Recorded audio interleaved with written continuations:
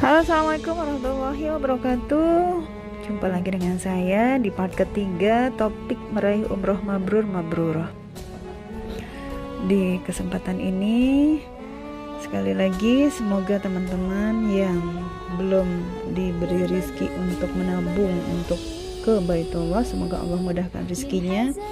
Dengan adanya mendengarkan konten-konten tentang umroh, semoga semakin membuat kuat keinginan teman-teman untuk bisa ke rumah Allah, masuk ke dalam alam bawah sadar teman-teman, dan membuat semangat teman-teman untuk mengejar target berangkat ke umroh lebih semangat lagi. Amin. Dan semoga dimudahkan, insyaallah. Amin ya rabbal alamin.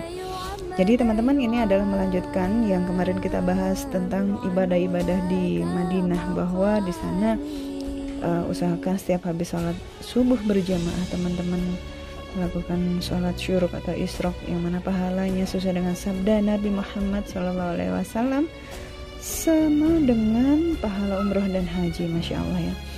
Kemudian teman-teman, pada saat teman-teman di Madinah itu juga harus peka dengan jadwal-jadwal masuk raudhah, karena itu luar biasa perjuangan masuk ke sana dan tidak setiap jam dibuka, ada jadwal-jadwalnya. Nah, terus kemudian mumpung masih di Madinah, usahakan teman-teman datang ke Masjid Quba lebih dari satu kali, karena seperti yang teman-teman ketahui bahwa Masjid Quba ini adalah masjid pertama kali yang dibangun oleh Rasulullah SAW, dan barang siapa yang sholat 2 rakaat di sana, maka pahalanya adalah sama dengan pahala umrah, masya Allah ya. Jadi meskipun travel memberikan city tour sekali ke Masjid Quba, usahakan teman-teman bisa berangkat ke sana bersama dengan mutawifnya, pakai taksi sendiri misalnya, nggak harus sama rombongan, atau boleh bersama-sama dengan rombongan, seperti itu ya. Kemudian sekarang kita membahas tentang perjalanan menuju ke Mekah. Untuk perjalanan umroh yang didului Madinah dulu, kemudian Mekah, nah berarti inilah saatnya umroh pertama. Jadi perjalanan dari Madinah ke Mekah ini biasanya sebelum sampai kota Mekah itu ada yang dinamakan mengambil mikot, mengambil niat. Nah gitu ya. Jadi mengambil niat ini biasanya dilakukan sebelum menuju Masjidil Haram. Nah tentunya untuk mengambil niat ini dilakukan bersama-sama rombongan dan dipimpin doanya oleh mutawifnya, gitu ya. Nah yang perlu teman-teman perhatikan di sini adalah sebelum teman-teman mengambil niat, maka disunahkan untuk teman-teman melakukan bebersih, gitu ya. Bebersih itu ya mandi, ya cukur-cukur dan potong-potong kuku. Nah itu sebelum mengambil niat, gitu ya. Dan baju udah serba putih atau hitam, yang laki-laki pun sudah menggunakan pakaian ihram. Nah kemudian menuju ke tempat pengambilan niat umroh, gitu ya. Dan di sana akan disarankan untuk sholat sunnah ihram, gitu ya, 2 rakaat. Biasanya di buku tuntunan umroh sudah disediakan, gitu ya, doanya seperti apa. Nah setelah sholat sunnah ihram 2 rakaat, biasanya kalau kita masuk masjid, gitu ya, misalnya di Bir Ali, gitu ya. Nah biasanya kita sholat sunat tahiyatul masjid dulu, kemudian sholat sunat ihram 2 rakaat. Kemudian dipimpinlah, setelah selesai ya, kumpul semua jamaah laki dan perempuan, dipimpin doa untuk doa umrohnya. Nah ini masya Allah teman-teman ya. Ini ada pengalaman saya pribadi dulu saat awal-awal saya umroh, yang mana saya belum pernah umroh dan belum pernah mengalaminya, gitu ya. Sehingga pada saat dipimpin niat umroh pertama, saya baca buku, ingat banget saat itu ya, saat mutawifnya memimpin berkata labbaik Allahumma umratan lillahi ta'ala, bismillah Allahumma umratan lillahi ta'ala. Itu masya Allah ya. Saya melihat buku umroh yang mana di sana artinya gitu ya. Artinya, ya Allah, aku sambut panggilanmu. Aku sambut panggilanmu ya Allah untuk berumroh. Dan di situ benar-benar saya netesin air mata gitu ya. Jadi Masya Allah gitu ya. Labbaik Allahumma umrotan. Ya Allah, aku sambut panggilanmu ya Allah untuk berumroh. Itu sudah netesin air mata, seolah-olah saya berbicara dengan Allah gitu. Dengan melihat buku yang bergambar perempuan bermukena sendirian berdiri, ya Allah, udah ini urusannya udah hanya antara kita dengan Allah. Dan benar-benar menyelami bahwa Masya Allah banget ya, umroh ini benar-benar sebuah panggilan ya.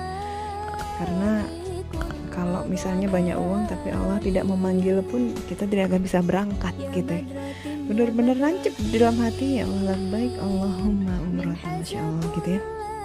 Itu pengalaman dulu banget pada saat pertama, dan itu tidak terlupakan bagaimana kita menyelami, menghayati kata-kata itu. Dan sepanjang perjalanan setelah kita mengucapkan niat umroh, maka kondisi kita udah dalam kondisi ihram.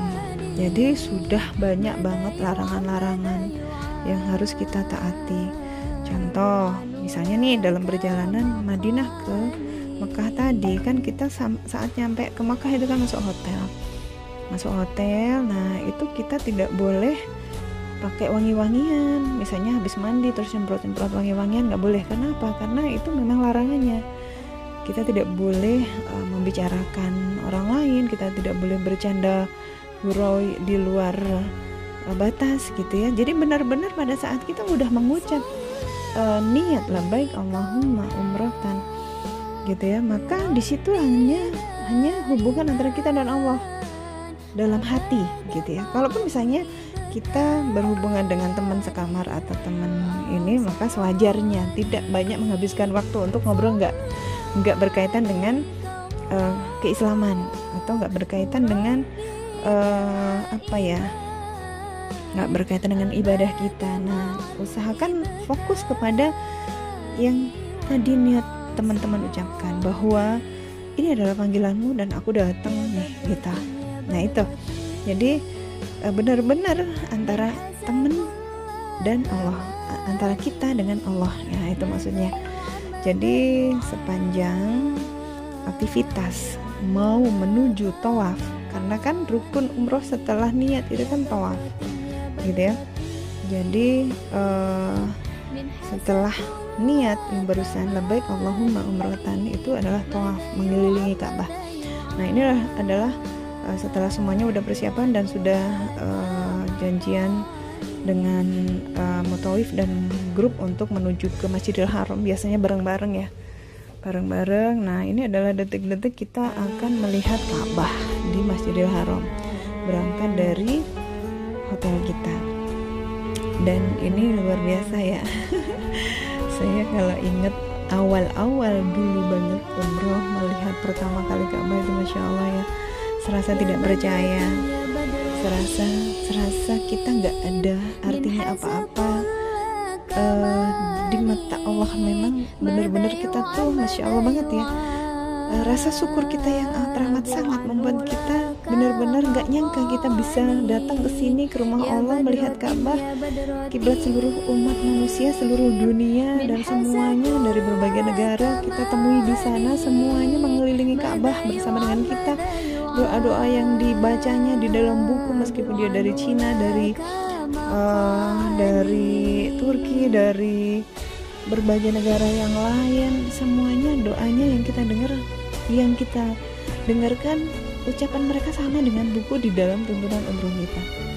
Ya meskipun doanya macam-macam pada saat tawaf ya, tapi doa yang ada di dalam tuntunan umroh yang mereka ucapkan di dalam buku mereka itu sama dengan buku kita gitu ya. Gitu ya, Masya Allah banget. Dan itu pengalaman yang nggak terlupakan. Subhanallah ya, aduh Masya Allah, ini udah belum apa-apa udah mau 10 menit, padahal masih banyak yang ingin saya sampaikan, bagaimana memaksimalkan pahala kita selama berada di Mekah dalam perjalanan umrah. Berarti kita akan ketemu insya Allah di part 4. Terima kasih. Assalamualaikum warahmatullahi wabarakatuh.